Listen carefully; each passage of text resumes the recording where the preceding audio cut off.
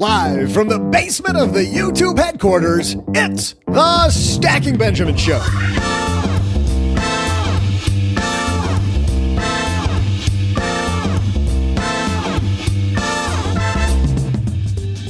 I'm Joe's mom's neighbor, Doug, and you've heard politicians talking about it. Heck, your neighbor's talking about it. So's that loudmouth next to you at the Sizzler. Everyone is talking about affordability. While Washington dabbles in changing laws and your state looks at ways to make life easier, let's get to the root of the issue. How do you afford the new normal? But that's not all today. I swoop in with week 2 of this year's trivia challenge. Can Team OG increase their week 1 lead? Can Paula learn to stop trusting her gut and finally win one? You'll find out halfway through today's show. And now, a guy who just mentioned that due to inflation, the show is now only 55 minutes long instead of 60. Joe, I think the kids call that shrinkflation. It's Joe Saul-Sehy. Hey there, Stackers. I feel shrinkflation every time I get in a cold swimming pool. Welcome back to the Stacking Benjamin Show. I am Joe Saul-Sehy, and we are ready to kick off your weekend with another phenomenal Friday show. And let's introduce to you, well, first of all, let's say hi to the man with the plan who just completed the most brilliant open ever. Mom's neighbor Doug is here. How are you, That was man? it? That was my peak? That was the most brilliant ever? You want to give your retirement speech now? Is that it? I'm out. Yeah. He's like, see you later, peeps. That's good. Folks. It must be cold in your half of the basement because it looks like you've got on a winter coat now. Well, it's a fleece shirt, and it is just so snuggly and nice. It's my favorite shirt in the wintertime. Yeah, it's nice. The guy who must chilly. be freezing where he is in Rochester, New York, because behind him, it is all snow all the time. Jesse Cramer's here. Man, it is a winter wonderland there. It's snowing hard right now. I was just out getting a Chipotle bowl, which I'm sure we'll talk about later in terms of expenses, and it was snowing pretty hard.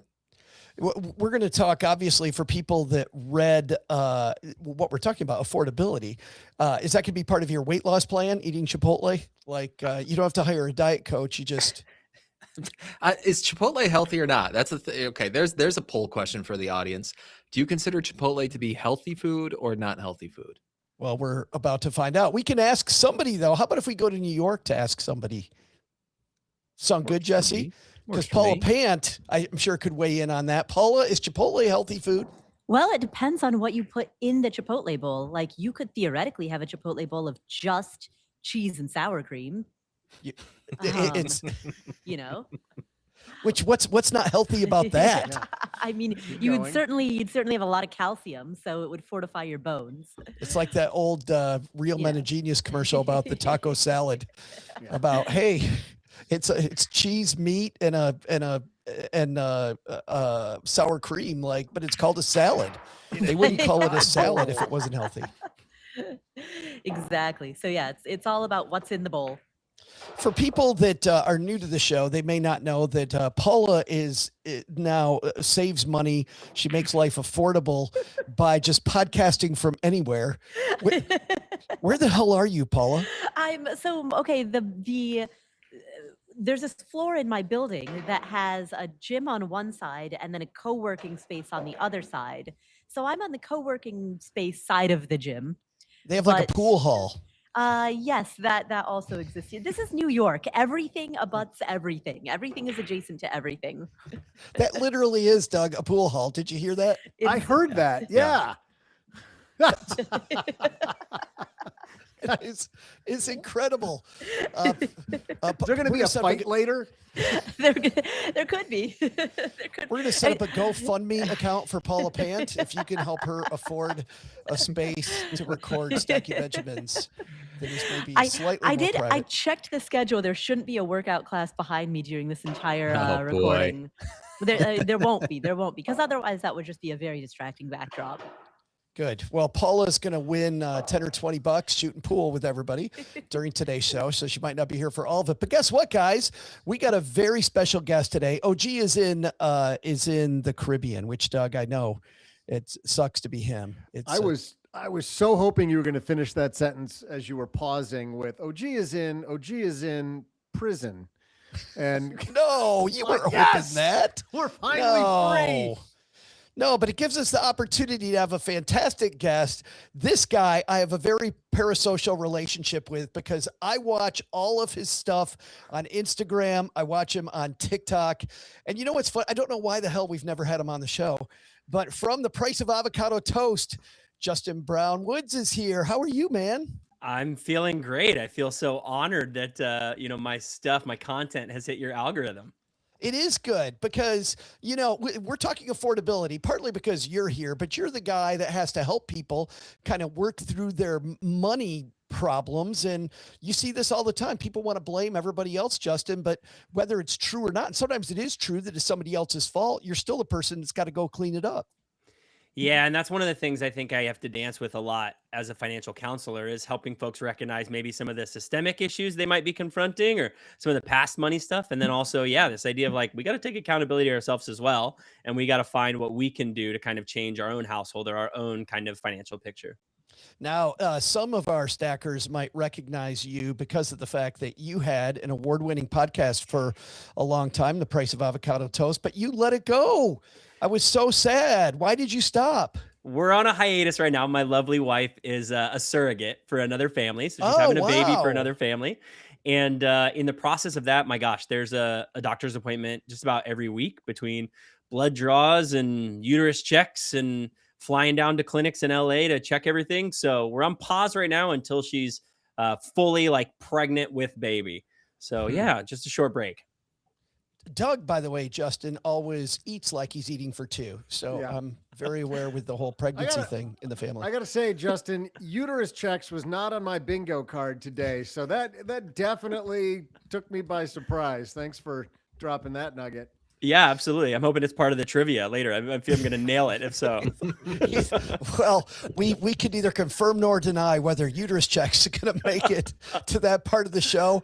But we got a fantastic topic today, everybody. We're going to talk about how do you afford 2026? Prices up. The government's talking about all the things they're going to do. I mean, we're talking about credit card companies and capping interest rates.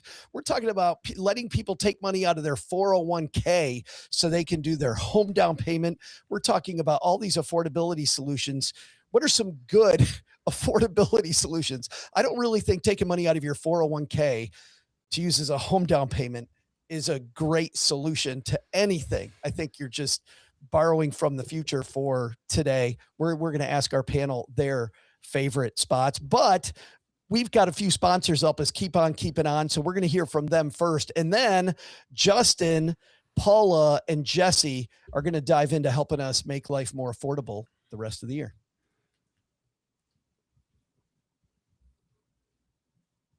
All right, let's jump into this topic. I usually at this point in the show, I go, hey, today's topic is from this particular article. I don't have an article except for all of these affordability things that the government's doing. But Paula, forget the government, right? What does Paula Pant say that our average afforder can do to maybe make things more affordable in 2026? What's a good step? So I know this is cliche, but I say it. It's cliche because it's true. The amount that people often spend on dining out, on delivery, DoorDash, Grubhub, restaurant dining, anything that's not just buying groceries and preparing food at home. That's probably the number one thing that the average household can do in terms of, it's a lot more effort to get rid of major fixed costs such as housing or, moving to a smaller home or selling your car.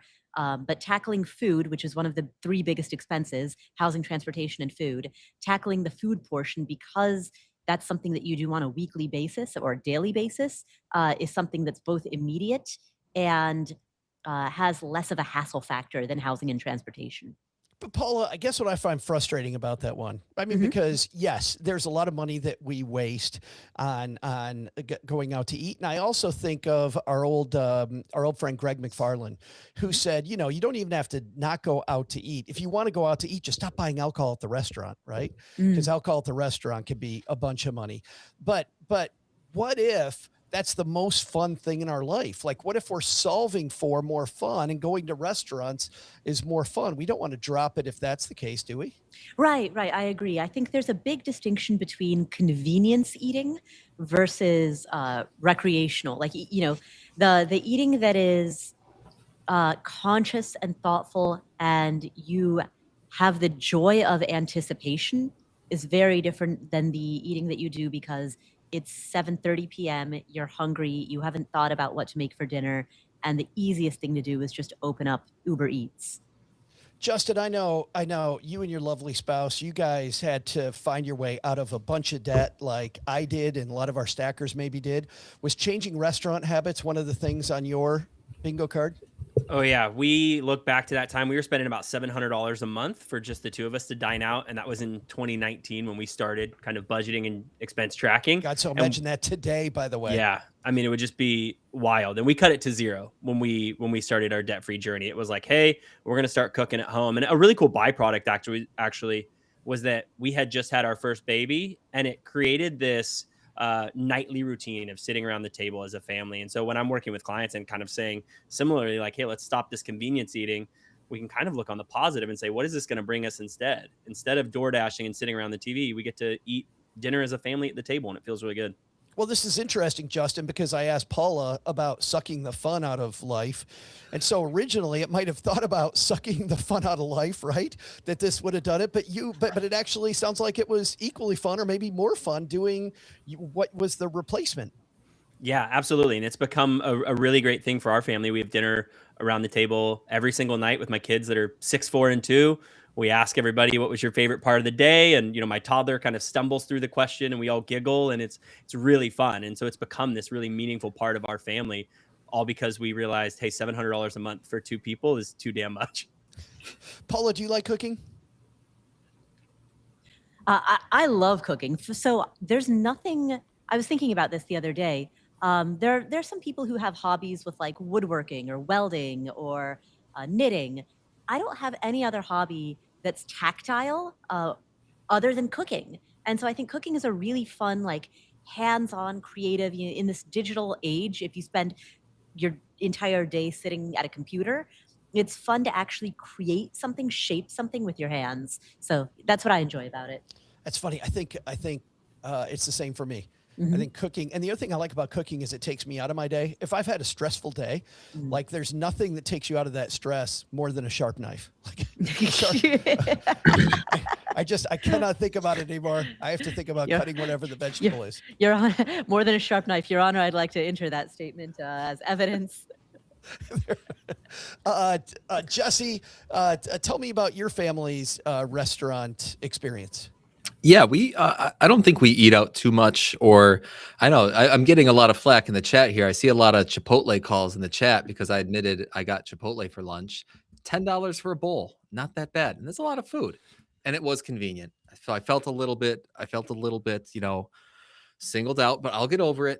But I liked what you guys had to say about the tactile nature and kind of the joy of cooking. I enjoy cooking at home. And I thought you were going to say something else, Joe. I thought you were going to say, you tenderize the meat, right? You like a sharp knife to take out your stress, Joe. I thought you were going to talk about taking it out with that hammer, kind of, you beat your meat, not with a hammer. Do you use your hands to beat your meat? Stop it. Stop it. That's what I do sometimes. Just take it out. But I don't. Did you even answer my question? I got lost and uncomfortable during that. As one does. We can clip that out if we need it, Steve. Sorry for the live audience. But do you? But you don't think that eating at restaurants has been too big of an issue for your family? No, definitely not an issue. I mean, it's a special treat, if anything, right? It's a special treat. And I don't think we actually have pretty good data because we track what we spend. We have pretty good data on how we spend our money, and the overwhelming majority of our grocery dollars are spent on, or food dollars, I should say, are spent on groceries that we then prepare at home. Yeah. Justin, I'm sure once you got that debt paid off, you started going to restaurants again. How do you go to restaurants now? Do you plan those days? We do. Yeah, we have to, right? With kids that are as young as mine are. Otherwise, It's a train wreck. And I'm sitting there looking around like, please don't judge me as a parent right now.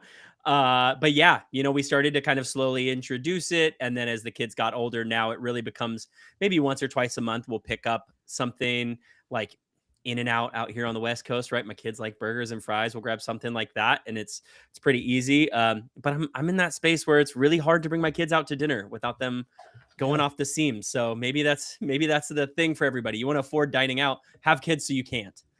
We I've never heard that. Have kids. It's the perfect money saver. Yeah. Never said nobody ever.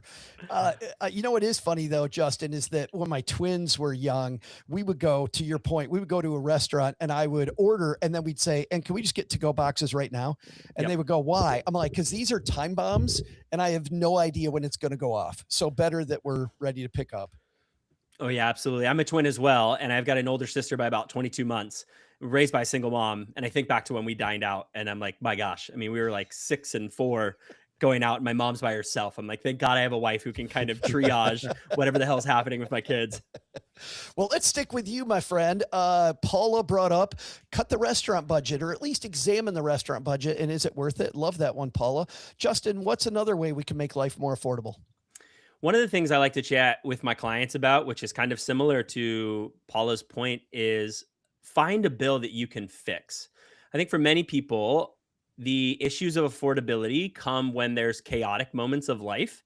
And so if you can find an expense that you can make from variable to fixed, that's going to feel a little bit better. Out here on the West Coast, our electric provider is PG&E, and they sometimes offer something like budget billing, where you can get just a fixed cost yearly. So you know what that bill is going to be monthly rather than the swings of the summer and the winter time. Things like meal planning, the food and dining out budget. Anytime you can get a variable expense and make it a fixed expense, that's going to help you with affordability because it's predictable and it brings that chaos meter down. It's going to kind of just regulate you a little bit with your finances. It's so funny because I think, Justin, a lot of people don't think about that because you don't really save any money over the 12 months, but you're saying just the fact that you know what that number is going to be gets rid of some of the variability, which makes it easier. Yeah, because I think that chaos of when that bill shows up and you didn't know what it was going to be, there's, tons of effects behind it, right? Like, okay, now I'm frustrated and pissed off, and maybe I take that out on my partner, and because of that, nobody wants to cook and we're dining out. Or maybe that bill sits with me for a couple of days and my self-care budget now goes up because I want to go get an adjustment from the chiropractor because I'm so tense or frustrated. I think that chaos is what spikes all of these things. And so if we can remove that chaos, things start to feel more affordable. That is interesting. I was watching a video about alcohol consumption too, and it's that chaos and kind of the self-care, self-medicating that is when, at the end of the day, people just crack open a beer because the therapist isn't available, which also, besides being not great for my liver, ends up being an additional expense. I feel like that's the same with investing. I mean, we're here to talk about affordability, but Jesse, you talk about investing a lot on your channel. And I think that it's that chaos of, I don't know whether it's going down tomorrow, that makes us do dumb things when it comes to our investments as well. I mean, it certainly can be. You're just right that maybe I could substitute a word in there for chaos of just the uncertainty, right? Like randomness, uncertainty, volatility. Like I think a lot of these words share a lot of things in common, and just that uncertainty about what's next. And to some extent, I think some of what Justin was just describing is like, well, at least if I can control this a little bit and make sure that this thing becomes certain, I know I could always go to a restaurant. I might have to spend 4 times as much, but I know I can depend on that food. Someone else is going to cook it for me. But, I know it'll get the job done. Okay. Maybe that's part of it. You just mentioned something, Joe. I was just reading Poor Charlie's Almanac, the Charlie Munger book. Yeah. Never heard of him. One of his rules for life was never use a substance to alter your mood or alter your, he had another, there were 2 words, but they're related. It's basically like, mood or just, to, make yourself feel better, to self-medicate. And like, he was a guy who was like, if you're out there getting a drink because it just relaxes you at the end of the day, he would say like, whoa, that's a problem. Now, okay, maybe we don't have to agree with that. But I think there's something to be said for, we have to be a little bit cautious about what we choose to do in our life to remove that chaos or to alter our moods and make ourselves feel better. And some things are a little more slippery slope and dangerous than others. At the risk of taking what might be one of your other points, guys, Paula, I want to bring up what I thought Justin was going to say when he said fix a bill, which he meant take it from variable to fixed. I like this idea of once you just go fix something, fix anything, you go from this feeling of powerless to powerful. You know what I mean? That once I just go, I send the body into motion and I start moving, and now I fix something in my budget. Doesn't matter what it is. If it's a little thing, I call my credit card company about the interest rate. I call my cell phone company to lower the thing. Once I'm in motion, then all of a sudden I feel like I'm in control. I feel like that's a big part of affordability. You know, I do think that there is, and it's a balance, right?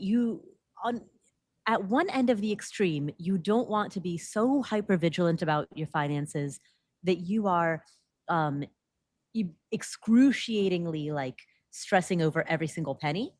But on the opposite end of the extreme, you don't want to be so lackadaisical that you aren't even looking things over. And when you do, there's like little bits of low hanging fruit. So I think that, and generally in a person's life, they might like alternate between those two extremes.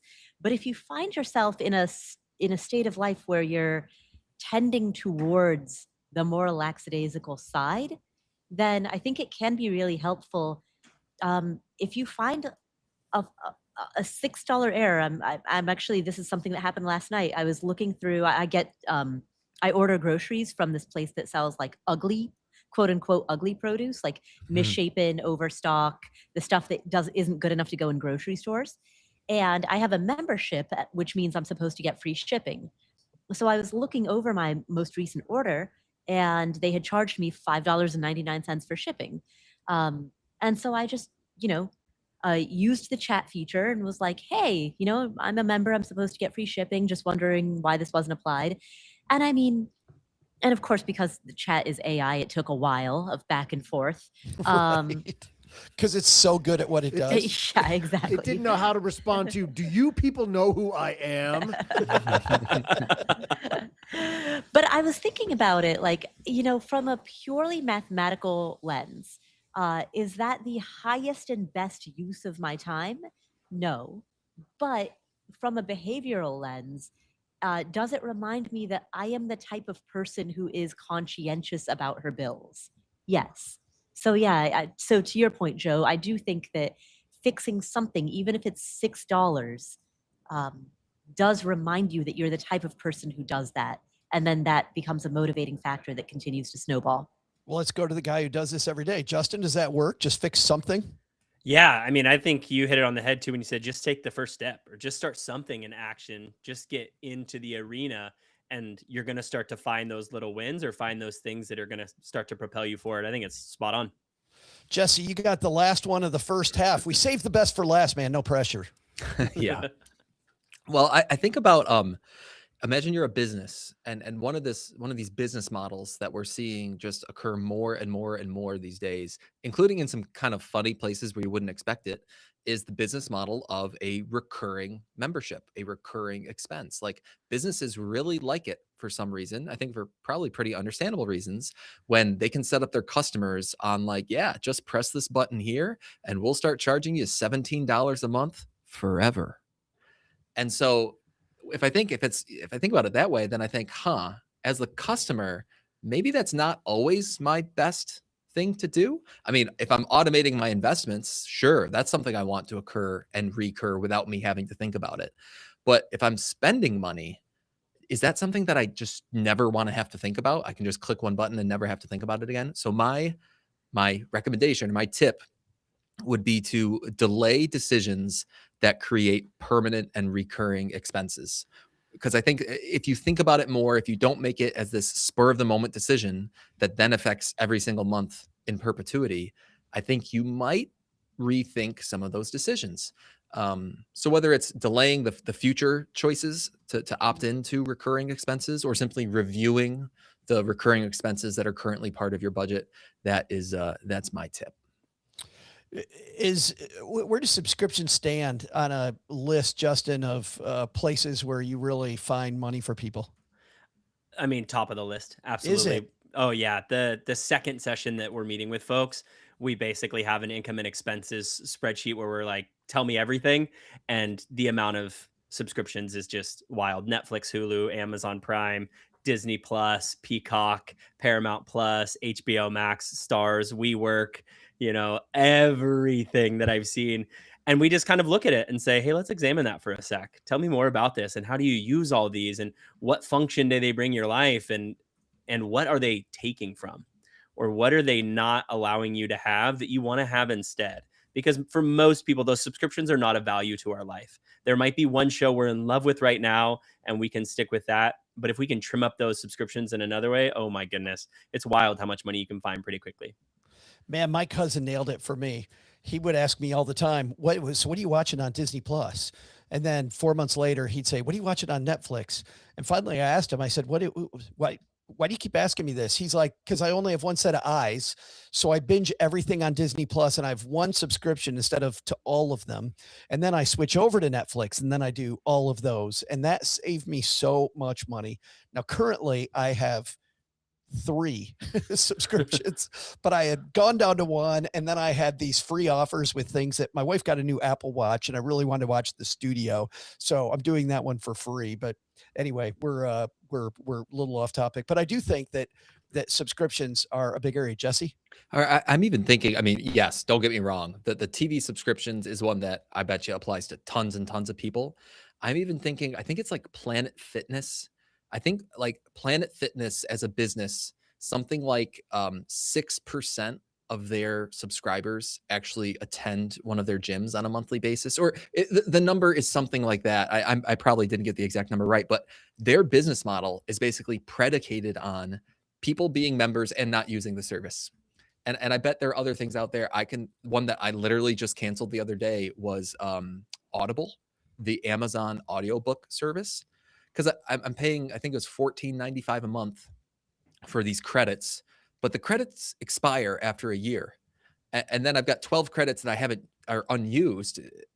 And meanwhile, it's like, I'm not really listening to that many audiobooks. The Libby app is free, and I can listen to audiobooks from the library. Oh, I'm glad you mentioned that. Right. So it's just like, I think I've been leaking $15 a month out of my budget for at least a couple of years now. Like, whoa, that really adds up. And that's just, anyway, I think there are probably a lot of interesting little ones that we all have in our budgets that we could probably shore up those leaks.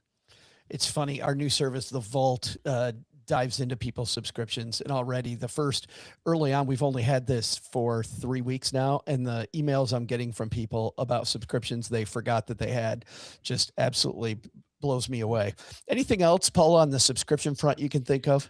I would say that the major thing, the real question is, are you using it? Because if you've got a gym and you're using it, you can podcast from the gym. Just like you can from a pool hall. Exactly. If you've got a gym and you're going every day, then don't cancel that gym just so you can, with the thought, like, maybe I can save some money by doing a YouTube workout video in my living room. Because if you're actually going every day and making yourself healthier by going to the gym every day, great. The habit's there. You're using it. You're getting value out of it. Fantastic. Audible actually is a really great example. Just earlier today, while I was walking home from the train station, I finished listening to Harry Potter and the Chamber of Secrets. Oh, because they've got the whole, the full cast episode thing. Like the brand newish ones. Exactly. Did you like it? Oh, it's so good. Like, it just full. I mean, it's so beautifully produced. I actually listened to the full end credits just to get an appreciation for how many people worked on it. It's bananas. It's misshapen, ugly produce bananas. That's so good. Justin, I like the theme here that we've had with all these, which is, it isn't just about the thing, it's valuing the thing. Do I value going out to dinner? Do I value this subscription? Yeah, I think values, when you're looking at your money, or one of the better ways that you can kind of, just identify what matters to you, right? And really start to kind of weigh things. And there's going to be seasons of life where some values are more important than others, right? Again, I've got little kids. Dining out isn't a value right now for us because it's a train wreck. I'm looking forward to the days when my kids can sit down and have a really nice meal together at a nice restaurant where we're not just chicken tenders and fries. Not that there's anything wrong with that, but I'm looking forward to those days. Well, and getting away to the gym versus working out at home, I mean, is going to be another one. Eddie hanging out with us live on YouTube. And we make these Friday shows live on YouTube. You can find us, and this is always a little meta. You can find our Friday show on Mondays at 3:30 ish. We meet up at 3:30. We get on as soon as we can after 3:30 Eastern time. Do the math on where you are, but would love to have you here hanging out with us. But anyway, Eddie says, I love Planet Fitness because it's empty most of the time. Works to my advantage. A lot of people not taking advantage of the subscription. All right, guys, that was great for the first half. We're going to have 3 more in the second half of today's show. But at the halfway point of every Stacking Benjamins podcast, we have this year-long competition between our 3 frequent contributors, Jesse, Paula, and OG. OG's in the Caribbean. So, Justin, today you are Team OG, which means good news and bad news for you, my friend. You want the good news or the bad news? Let's lead with the good news. Well, the good news is you are in first place because OG won week number 1. The bad news, there's actually a lot of bad news. I hate to say. That means number 1, I hate it when a new guest has to guess first. You're going to have the first guest. Don't like that. I also don't like, we have a new rule in place this year, which is called you can get a team margin call. Margin call. And you have to have at least 1 point to be margin called. And what that means, Justin, is if either Jesse or Paula say margin call at any time, even while Doug is reading the question, that means you have to win this week. If you don't win this week, there's the margin call now. That's how it works. Quick, pretend our sound effects guy's on top of it. Pretend like we planned that. Let me finally put do not disturb on my phone. The margin call works like this. If you win, then that person loses a point. If you lose, then you lose, of course, a point. And the person that called the margin call, did they steal a point, Doug? Is that the way we framed it last week? Yep. They steal your point. All so right. It's a possible 2-point swing because they could win and get the margin call. There you go. And steal a point from you. So to get a margin call, we got to have a question. Doug, you've got the question, man. What are we talking about this week? Sure do, Joe. Hey there, Stackers. I'm Joe's mom's neighbor, Doug, and today we're celebrating an event that helped commerce thrive in England. That's right. It was on today's date that Queen Elizabeth herself declared the opening of the Royal Exchange. Whoa. I mean, I heard there was a lot of shenanigans going on in the palace back in those days, but I had no idea she opened it up to the public. Whoa. Guess old Betsy was feeling a bit randy, eh? Oh, I should have kept reading. Turns out she opened the first commercial space in London. That makes more sense. Yeah, it does. She used that scepter of hers to donk it with the royal title. Donk, you're royal now. Hey, I need one of those, like a donk, free shrimp appetizers for everybody at the Sizzler. Man, I'd be popular. All right, I'm going to pull things back together here. Really? Well, goods were exchanged. Already?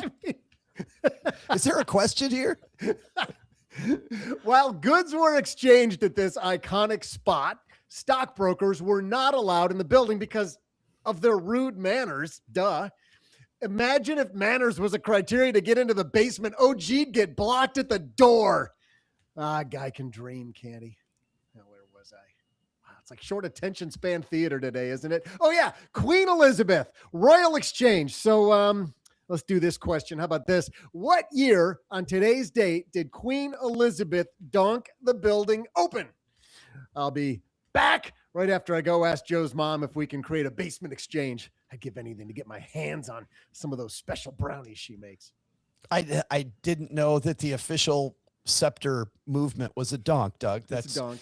That's new today. It's in the Justin, book. Unfortunately, you're in the driver's seat on this one, big guy. Queen Elizabeth, the Royal Exchange on today's date in history. What date was that? Well, I feel really bad for everybody on the show. It's my first time, and I forgot to tell you all that I am an Elizabethan history major with a minor in the exchanges within that exchange that donkey. realm. Yeah, so I'm really sorry, you guys, that I have to do this the first time I'm here. No, this is probably going to be a train wreck, and that's okay. Geez, I don't even know. There's some numbers that are floating around in my brain, probably way off. And Chad, if I am, you can feel free to call me out and know that I may not be back next week, so that's okay. I'm going to go with the first number that came into my brain, and we're going to go with 1939. 1939. 1939. Because of the fact that he was ahead of Paula last year, that means Jesse's up next. Okay, Elizabeth. Okay, this is my guess is not going to be much directionally better than Justin's, but my mind immediately went to that movie Shakespeare in Love, and Dame Judi Dench plays Elizabeth, but then again I might be mixing up my English queens. That is funny. B. Wayne actually says a key question here, which is which Elizabeth? Oh, well, I'm thinking it's that Elizabeth, which I don't know, Shakespeare. What's that? Late 1500s, early 1600s. I'm gonna say 1611. 1611. That means, Paula, you've got a wide field goal here. 1939 to 1611. I don't want to tell you what to do. Yeah. But for the first time in over a decade, what I would say is if your gut says something, just say something else. Please, God. Okay. So here's what I know. So donk is the origin of Donkey Kong. So it was pre-Donkey Kong. Donkeys Queen Elizabeth, the creator of Donkey Kong. eat bananas. Let's see. So I agree. I also was wondering which Elizabeth, and I think Shakespeare is the right instinct because Shakespeare's of the Elizabethan times. I also remember, Joe, there were 2 times that you appeared on the Afford Anything podcast and cited King Lear both times. And so after the second time that you cited King Lear, I actually looked up how long ago King Lear was written, because I was like, I want to crack a joke about, like, spoiler alert. Do we need a spoiler alert? You've had blank number of years for to King read Lear. it. Yeah, exactly. And so I remember that King Lear was written 400 years ago. So yes, that puts us right in the 1600s. So I am going to, I'm going to corner Jesse. I'm going to go 1612. 1612, Paula says. And so we've got 1939 going with a significantly younger Elizabeth, and then a way older Elizabeth, Jesse 1611, and Paula 1612. Who's going to take the point? And nobody used their margin call. I'm just glad I didn't get margin called. Did not get margin called. We'll be right back. All right, everybody, here we go. 3, 2, 1. Justin, you kick this off with the significantly younger Queen Elizabeth, 1939. How you feeling now? Not particularly confident, considering that the other hosts were within a year range of one another. So we'll certainly see. Well, that's more of a tactic, I think, than knowledge. Just having played this game for over a decade. Jesse, you said 1611, but Paula took the upside. How you feeling? I think this is one of those ones where I just try to pretend like I'm feeling good because most of human history is on my side. I mean, I've got the under. You got the under. You got lots of years before. Are we talking about like Elizabeth, the really first one, like when the Saxons came in? Are we talking about like that Elizabeth? No, I'm kidding. I'm feeling okay. I'm feeling okay. I can't tell you, Paula. You took 1612. I mean, I'm feeling pretty good. I think we've got the right Elizabeth. I think, yeah.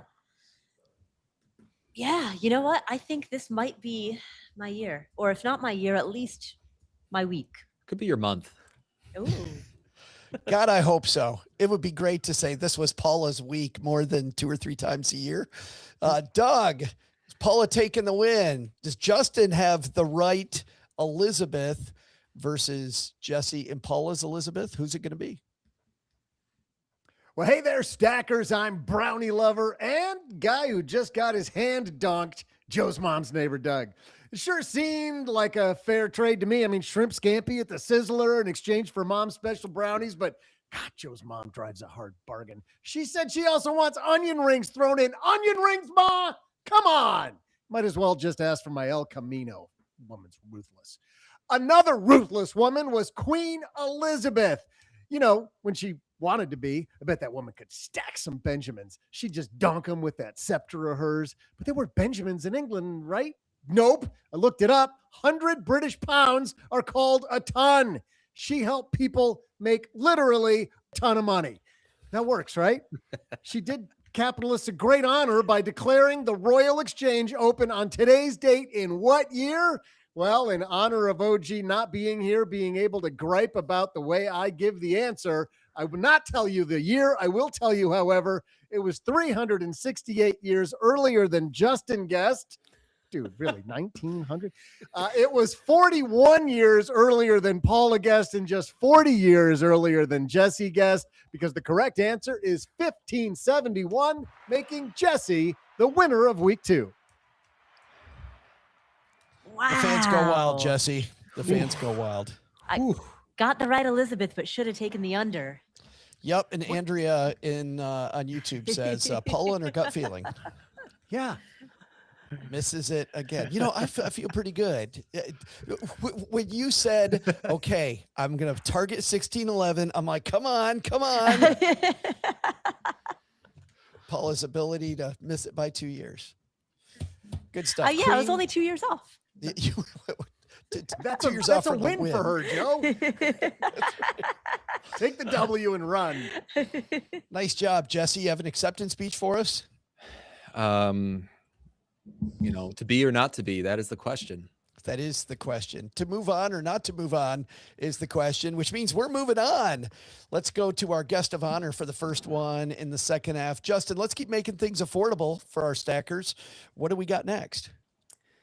This one kind of goes back to my original thought with the idea of trying to calm any type of chaos in your budget. And so for this one, I would say I want you to notice or kind of recognize when triggers show up for you and steer away from those moments. So if you are highly worked up after the closing shift with your kiddos and they're finally in bed, let's not doom scroll, right? Because we're probably going to put ourselves in a bad spot with all that, you know, amazing master marketing on social media. Or if you've got, you know, a really difficult boss that gives you a hard time, and every single week because of that, on that Monday meeting you have with them, you're splitting at lunchtime and going out and spending a bunch of money. Let's find another way that we can kind of triage that so that you're not put into those chaotic moments and feeling like you need to spend, because that impulse spend is really where I think a lot of people get thrown off within their budget. I like this idea of notice. Like, don't necessarily take action, but almost like you're a third party, not yourself. And you're looking at yourself from far away, Justin, and you're going, should I be doing this? Should I not be doing this? Yeah, it's that idea of just holding up a mirror to yourself and saying, is this right? Where does this sit for me? And there's times where you're going to say, yeah, you know what? I'm burned out and I'm going on social media, or I'm door dashing, or you're going to do those things. But I think the goal for a lot of people is to, and kind of one of the terms I like to use is spiral less, right? So we might still spiral, but if we're stopping it at a certain level, and then we're kind of retraining to stop it even less the time after that, eventually that spiral is no longer going to show up. And we're going to build in those healthy habits that will protect us and protect our wallet. I saw this myself a few months ago going to Andy's Ice Cream. I was in the car halfway to Andy's Ice Cream before I even knew I was headed to Andy's Ice Cream. Like, I was like, hey, I want some Andy's. Get in the car. I get halfway there, Justin, and I'm like, what the hell am I doing? By the way, it gets worse. I get to Andy's Ice Cream, and the woman opens the door, and she goes, medium Texas two-step. Oh, no. And I said, how did you know? And she goes, that's what you always get. Which means that when the woman at Andy's Ice Cream knows who the hell you are, and you're a quote regular, like, that's not a great place to be a regular. You've never done anything like that, Jesse. There are a few people in the food services industry and beverage service industry who know me by name. Who may know you. Yeah. Is there anything where you should look at yourself as a third-party observer, though, and go, you know what? Maybe I need to spend a little less time on that? Oh, 100%. 100%. I mean, it's one of the hardest things we can do, though. I mean, the go-to phrase that one of my friends taught me once was, you can't see the picture if you're inside the frame, right? We're so in our own first person vision of the world that it's really hard sometimes to remove yourself from that and try to be this neutral, unbiased outside observer and slow things down in that way. But the one that I go to in a few minutes maybe is kind of related to this too. I'll bury the lead. I'll keep the tension so I won't spoil it. But it's hard to do that. But I think it's really important to do. Oh, you're not going to tell. So I get it. No, Yeah, no, it's still no. coming. Oh, Wow. yeah. Paula, do you have your nemesis like my Andy's ice cream?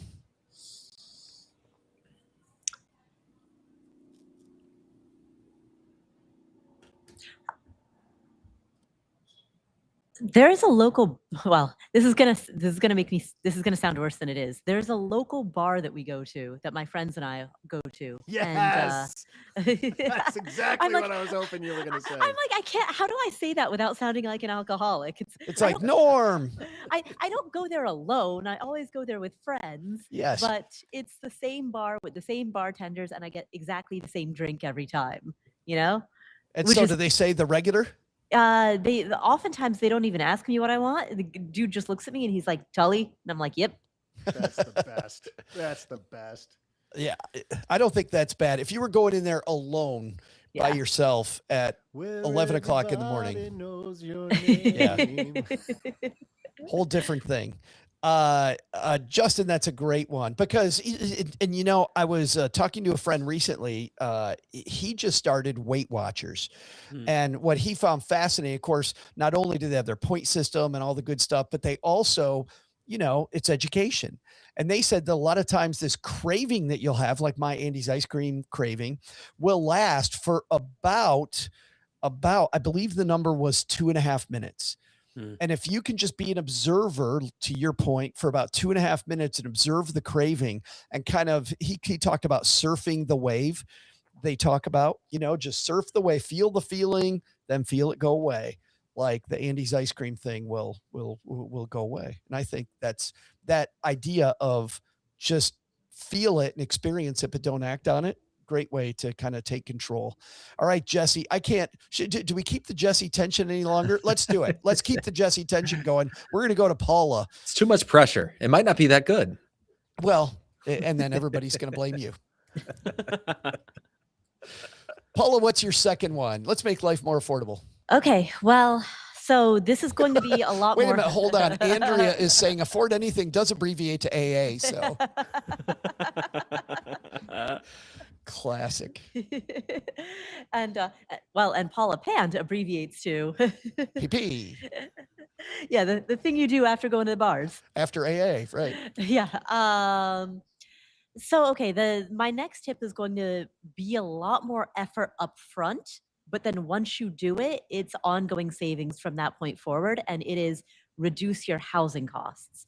And so that might mean moving to a smaller home, which has so many, you know, it's not just the cost of the rent or mortgage, it's also the utilities. If you're an owner, it's the property taxes, the insurance, it's, you know, the upkeep, the cost of the upkeep of the home. Like there's so many downstream expenses that that you alter when you move to a less expensive home. But making that move has an enormous upfront cost, both in terms of time and money. Boy, have you ever done that? Have I ever moved? Many No, times. you've moved, but have you moved just as a way to cut expenses? Because I know that's the big one. Yeah. But that is extreme with a capital extreme. Yeah. So the very first property that we ever bought, when we moved from being renters at in the house across the street, we noticed that the triplex across the street was for sale. And we did the math. We actually didn't know at the time. I had no idea how to calculate the numbers on a rental. So we just did back of the envelope math. And we realized that if we moved across the street with our roommates, then we would be able to reduce. We were paying out of pocket $200 a month. Like we were living 5 people in a 3-bedroom. The total rent on the 3-bedroom was $1,200 per month. So with 5 people, there's 2 couples plus 1 single person. So the 2 couples, so everybody's bedroom was $400 each. Yeah. Right. Yeah. So then as the couple, it was divided up as $200 per person. And so we realized, and this is a very extreme way to reduce $200 out of your budget, but we realized that if we moved all of our roommates into the triplex across the street, we would be able to cut the $400 that that myself and the guy I was with at the time, the $400 for our bedroom, like that share of the rent that we were paying, we'd be able to cut that. So to zero. To what? To zero. Oh, to nothing. Yeah, oh, yeah. Completely eliminate it. Exactly. We'd be able to eliminate that. So we realized that by virtue of moving to the triplex across the street, our out-of-pocket housing costs would go to zero. Whereas previously, it's still at $4,800 a year. Yeah. Yeah, exactly. Still a big number. So, yeah. Justin. Yeah. But it was a big move. I mean, and it required having a down payment, and it required getting our roommates to come with us. And then there were 2 other units. So it was a whole thing. Justin, how many times do you see people? I mean, this is the big one, right? This is the number one way to save money. But how many times have you had people go to that extreme? Pretty frequently, actually. And this is one that Haley and I did on our own journey. We ended up selling a home and becoming renters, albeit closer to her mom, so that we could get some support with our kiddos when we had our first 2. And we were, 2 under 2, which was hectic. But it helped us pay off a $18,000 timeshare in Mexico. So it saved us $275 in our budget monthly by moving. And it was the right choice for our family at that time. And now for many of our clients, we do see similarly, housing costs are expensive. And sometimes we get trapped in this game. You all talked about it last week of what we see on social media and what we think we need versus what we truly need to be okay. We get caught up in the cycle and in the marketing and the messaging. And, the housing costs, if you're willing to step away and really identify it, that's a place where you can get some money back into your wallet pretty quickly. I had a combination of the last 2 suggestions happened to me when we were I was working my way out of debt, and my kids were young. My twins were young, but they were getting a little older. We were in an 850 square foot house, and I really wanted to purchase a home, but I found a much nicer house for a few $100s more than we were paying per month, that would fit our family over the short term much better. And I had just hired one of my first coaches, and I said to the coach, I said to Deborah, I'm like, this just seems like the right fit. And she goes, would you rather pay more per month on a rental that you don't want to be in long term? It isn't where you want to be. Or would you rather wake up every day realizing I'm not where I'm at financially, and I want to get there to the place where I really want to be, which you've told me you want to own a home? And so for me, it wasn't that I moved and got less expensive, but I avoided that urge that I had to, hey, I can just, make things seem like they're nicer, even though they truly aren't. It was some of the best counseling that I'd gotten. Jesse, has changing your either rent or mortgage or living condition helped you anytime in your journey? At one point, yeah, the quick and dirty story is me and a buddy moved in together. We split, I think it was $1,400 a month for a nice 2-bedroom apartment. We each had our own space. He moved out. I decided to keep the apartment because I liked it. So now I'm single, paying $1,400 a month, which in Rochester is like relatively expensive. We're not exactly, high rent here. But then when I bought my first home, which is a $96,000 starter home, I think the all-in mortgage payment on that was like $1,200 or $1,300 a month. I think my all-in mortgage payment was less for the house than it had been to rent. So that was like a little win.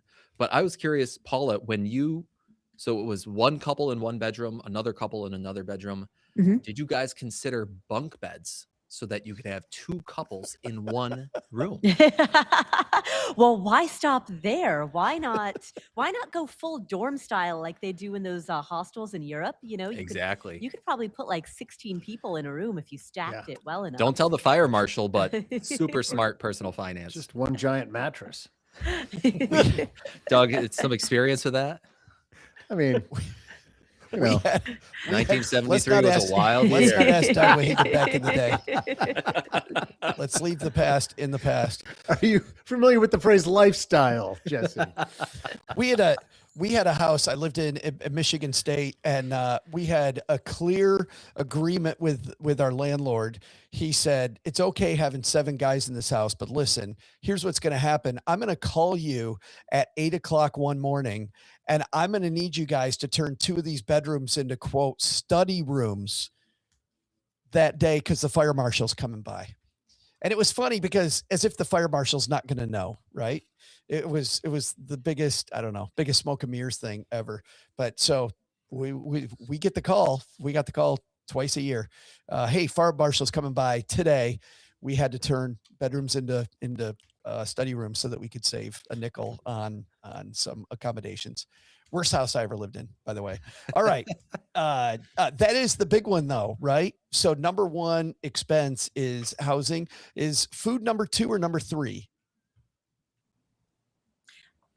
I mean, I know the top 3 are housing, food, and transportation. Yeah, but in terms is transportation number 2 or is transportation number 3?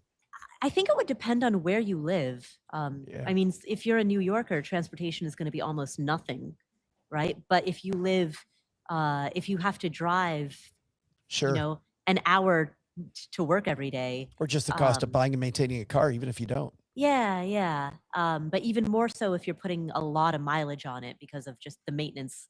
It's not even just the fuel costs, but also the maintenance costs. This whole idea, by the way, of having tons of roommates, Shane hanging out with us gives the term stacking Benjamins a whole new meaning for all together on one mattress. Jesse, it's the time, man. What is this epic thing that you were saving to build tension?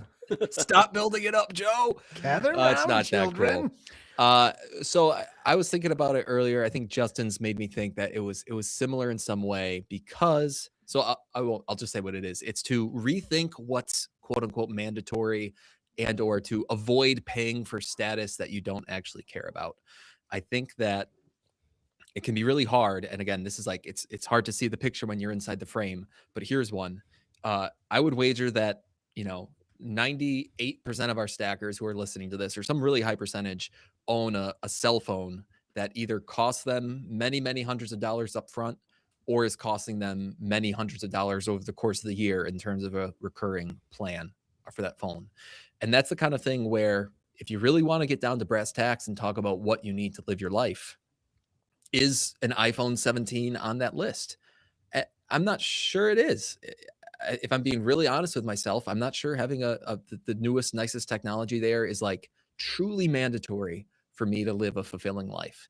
I like to have it. It's a nice thing to have. It's certainly, but I think it's closer to a luxury item than it is to a necessity, in my opinion. And I think there are a few things, some pretty big budget items that we could all go through and realize, like, if we're being really honest with ourselves, this is a nice to have luxury. It's not a necessity.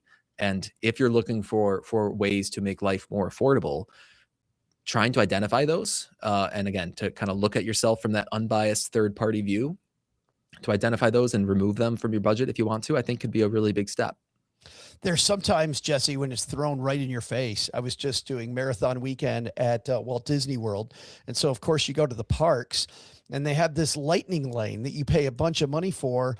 And it gets thrown in your face over and over that these people are clearly more important than you are because they, and it is funny because in a case when if you've ever sprang for lightning lane before, you also do feel a little like, well, look at me and all you little people. I'm not going to be with all those little people anymore. Or you're at the airline club, because you paid a bajillion dollars a year for your status airline card. And you're like, well, I can't sit out with the commoners. My goodness, I got to have the same chair, but in a little area that's just for me and the cool people. That is wild. But let's stick with the cell phone. Anybody do the cell phone switch? Like go, you know what? I don't need this great cell phone plan that I had, and make that cut. I will say we haven't yet. We're still on our kind of standard Verizon plan, but every time I see somebody post about, Mint Mobile or whatever, those kind of $15 plans are, and these are people I trust in the personal finance community, and they're like, yeah, I get everything done I need to, and it's $15, for however cheap it is. I start to be like, oh, I'm a little jealous right there. Paula, you were nodding your head too. Yeah. So I've been using Mint, and like full disclaimer, they're a podcast sponsor, but you can see right here, like cracks. You can see the cracks on my phone screen too, but also you can see I'm genuinely using them. I thought those were whiskers. Those are cracks. Oh no, those are whiskers. So those these are whiskers. Cracks, those are whiskers. The people listening at home thought I must be joking, but no, those are whiskers. Yeah. Yes. These are whiskers. This right here is like, you can kind of see it, little cracks. Anyway. Boy, that's some facial hair, Paula. Oh no, that's a cat. I'm just kidding, people. But I've been using Mint for since pre-pandemic, so it must have been at least 6 years. I literally don't see a difference. I mean, maybe it would be different if I lived in a very rural place. I don't know, but they use the same network, like the T-Mobile network. So. But being someone that uses their phone a lot to create stuff that people trying to get financial advice and financial help from, do you still use like one of the top newer phones with a better camera and better recording devices? No, this is an iPhone 14. So I just, at the time that I buy my phone, I get the nicest phone that's currently available, and then I use it until it dies. Keep it forever. And yeah, my definition of until it dies is when the battery gets so bad that it functionally turns into a landline. That's the time that I replace it. With all the vitriol right now about social media, most of which I totally agree with, and how we're being divided, just this idea we joked about the last couple of weeks in a row about going to a flip phone, like that just, I don't know, that seems really cool to me. That just right now seems to be something I would absolutely love. Jesse, have you made the cell phone change? At one point I was doing Straight Talk. I was using Straight Talk, and then it actually became cheaper for me to join my wife's family's family plan. So, but as far as the technology itself, I was always a used, refurbished phone person. So I'd buy like the 2-year-old model for $140 and then use that for the next 2 years. And then, so it was, I was getting the new phone just 2 or 3 years after everybody else. But then when I joined my wife's family plan, I got like a 1-year-old phone for free for joining their plan. So that's what I'm on now. I did the same, by the way, with phones, just stayed behind the curve, right? A few years back. But ever since we started relying more on video at Stacking Benjamins, I changed it. Paula, do more of what you're doing. But if it weren't for this, I'm 100% on that. So not a bad one, Jesse. That was pretty damn good. You brought it, my friend. Good work. Thank you. And I think that's a good place for us to nail this episode down. Great job, guys. Hopefully you were able to take some note stackers and make some changes. And what I'd encourage you to do is make them right away, because studies show that if you don't make changes to the things you're thinking about right now and you let it go for 2 days, you're probably not going to do anything. So pause the episode, put it in your calendar, and just get it done. But don't pause before you find out where you can find more of this goodness. And so let's start with our guest of honor, Justin. Thanks so much for joining us. It's about damn time we had you, man. Yeah, thanks for having me. So about time. Where can people find out more? Where can they follow you? I follow you on Instagram. I follow you on TikTok. Where else are you creating new stuff these days? Primarily Instagram and TikTok. So just at Price of Avocado Toast across those platforms, and Threads as well, which has been really fun. I really like Threads right now because I can just kind of do it at 6 a.m. when I haven't even had coffee and just kind of spit out a thought, right? Doesn't have to be curated. So yeah, at Price of Avocado Toast there. And then our podcast, wherever you listen to podcasts, you can find us there as well. We're on a hiatus, like I said, while my wife's getting pregnant for somebody else. But yeah, we'll be putting out more episodes shortly. But those are evergreen. I mean, they really are evergreen episodes. Yeah. So just because it's a year and a half old, those things apply today. Like totally. The things you guys talk about are all today. Jesse Cramer, what's going on at Personal Finance for Long-Term Investors? Well, let me ask you a hard question, Joe. What day is today? Today is this Friday. So it is 23rd. January 21, 2, 3, Got 23. It. Well, happy birthday, Mom. It's my mom's birthday today, not Joe's mom, but my mom. But what's going on at Personal Finance for Long-Term Investors? Next week, an episode's coming out that I think the title we're going with is Some Dumb Financial Moves I'm 100% Fine With. Oh. And it's just a list of things that Dave Ramsey might not like, or, hey, maybe some of you guys might not like. Maybe a spreadsheet just doesn't like them. But I think there's some really justifiable reasons to actually enact those financial moves in your life if you so choose. So I go through that list, and I think it'll be kind of fun. That's fabulous. And I think it'd be awesome if at the end of that episode you go, no, these are still really dumb moves. I'm just fine with them. Yeah. You would be an idiot for doing this, but you're my idiot. So that's okay. I wouldn't do them.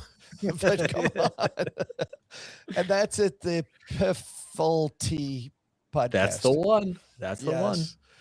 Paula Pant, did you win any money today from these pool sharks next year, or did you create a new stacker as they're listening to us make the new show here? Neither of the above. So the people at the pool table next to me have left. Oh. In fact, I think they noticed me turn the camera screen towards them at the beginning of the show, and they left reasonably soon after that. So I think they figured out that I'm recording a podcast episode. Sitting there with a microphone in your face and headphones. Yeah, exactly. Might have been a hint, right? Yeah, that was the first clue. So what's going on at Afford Anything this week? So today on Afford Anything, we have the director for the Center of Economic Education at Virginia Commonwealth University. We have him join us to talk about how to teach your kids about money. So he is, his expertise is economic elementary education. A bunch of E's. It's the letter E. But his expertise is teaching economics and social studies at the elementary school level. He himself is also a father of 4, and so he blends discussing the research around teaching kids about money with the lived experience of having 4 kids. And he talks, he shares personal anecdotes and then ties it into research and spends. It isn't all just theory. Exactly. Yeah. So you can find that interview on the Afford Anything podcast. His name is Stephen Day. Stephen Day, yes. Wherever finer podcasts are curated. Where the finest podcasts are found. Stackers, thanks for hanging out with us today on YouTube. If you want to hang out with us while we make the show, that's Mondays just after 3:30 p.m. We get together at 3:30, and then as soon as we make sure we got all the kinks out, we go live. So between 3:30 and 3:45 Eastern time on Mondays, come join us. And coming up Mondays, we also have a show. We have shows on Wednesday. Those are, of course, our audio only podcast. All right, Doug, you got it from here, man. What should we have learned today? Well, Joe, first, take some advice from Justin. Just like college basketball and NFL refs, find something you can fix. Variability in your bills is the see what I did? I said it out loud. Variability in your bills is the first thing that blows a budget. So if you can make a monthly bill more consistent, it'll be easier to stay on target.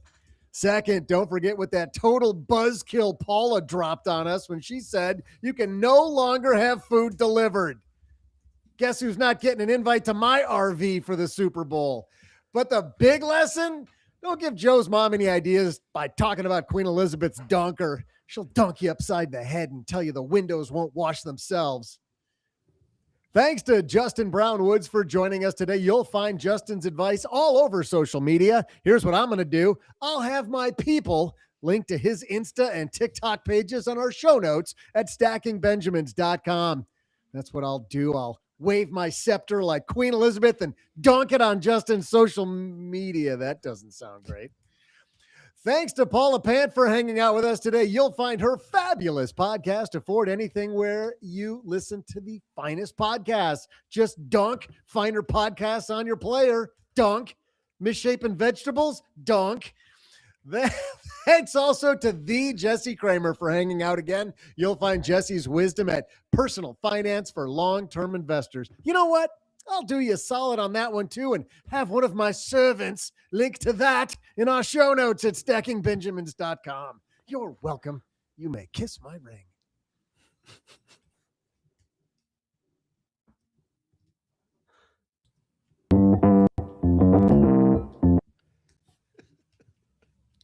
And of course, I do the wrong one. This show is the property of SB Podcasts, LLC, copyright 2025, and is created by Joe Saul-Sehy. You'll find out about our awesome team at stackingbenjamins.com, along with the show notes and how you can find us on YouTube and all the usual social media spots. Come say hello.